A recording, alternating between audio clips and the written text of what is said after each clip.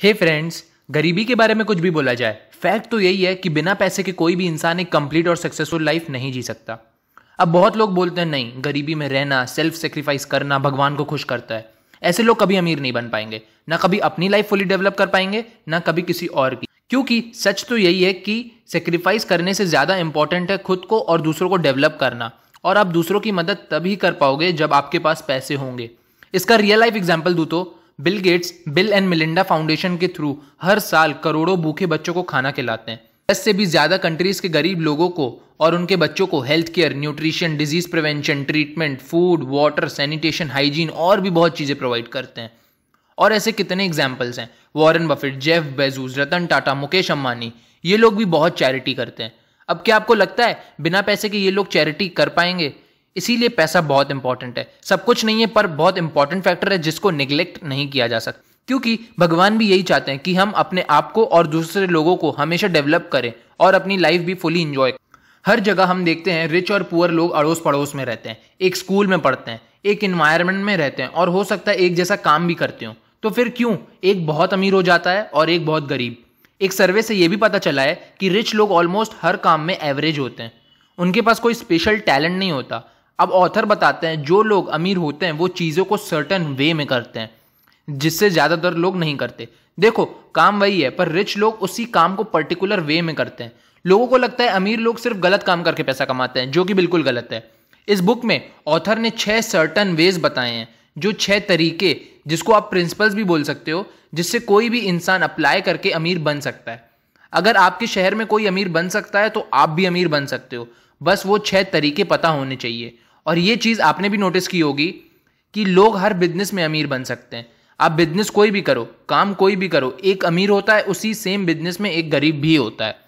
मैं आपको रिक्वेस्ट करता हूं आप ये वीडियो उनको शेयर करो जो बिजनेस या कोई भी काम करते हैं, ताकि वो लोग ये देखें कि उसी सेम फील्ड में लोग सक्सेसफुल और रिच बने और वो खुद भी ये 6 प्रिंसिपल्स अप्लाई करके उनके जैसे रिच और सक्सेसफुल बन पाए।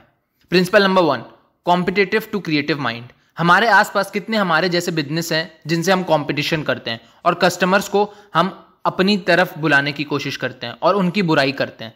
ऑथर बोलते हैं आप इसी की जगह कस्टमर्स को कुछ नया दें, या अगर नया नहीं दे सकते तो आप उनकी कोई प्रॉब्लम सॉल्व करो उसी प्रोडक्ट या सर्विस से रिलेटेड, जिससे उनका फायदा हो। फिर ये कस्टमर्स हमेशा आपकी तारीफ करेंगे, जिससे फिर आपकी सेल्स ऑटोमेटिकली बढ़ जाएगी।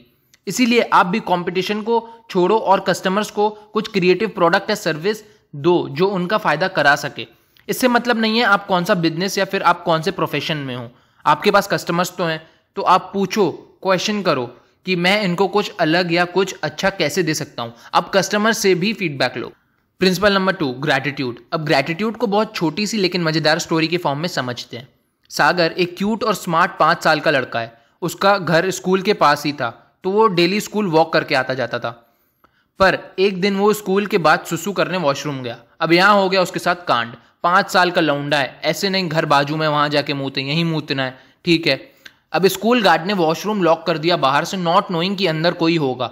सागर नॉक कर करके थक गया। 2 घंटे बाद बाहर से आवाज आती है, अंदर कोई है। सागर की आंख खुली और सागर ने भी आवाज दी।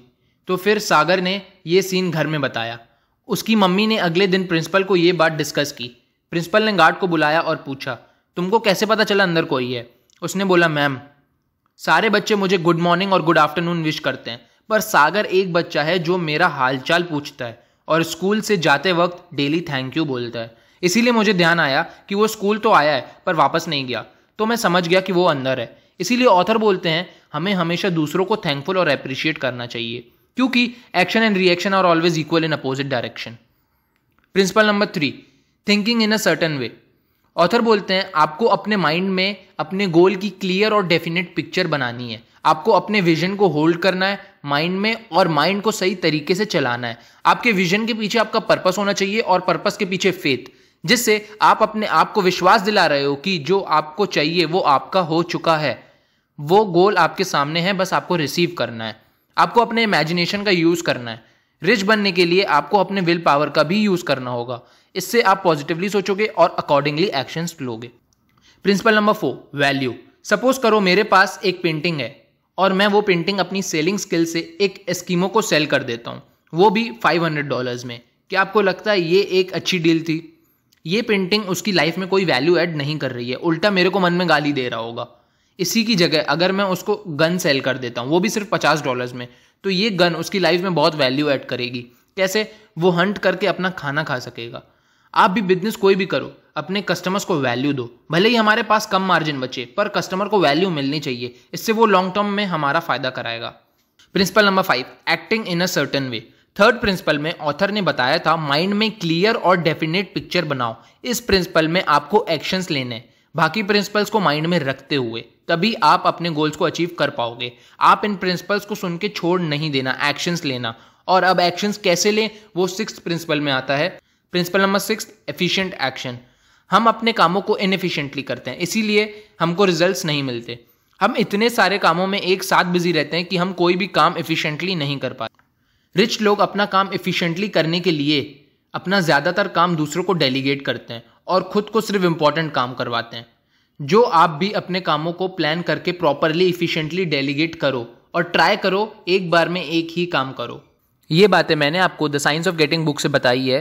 वीडियो अच्छा लगा हो तो लाइक करें, शेयर करें और कमेंट करके अपना फीडबैक दें। ऐसी और फाइनेंशियल नॉलेज लेने के लिए चैनल को सब्सक्राइब करें। और लास्ट में थैंक्स फॉर वॉचिंग।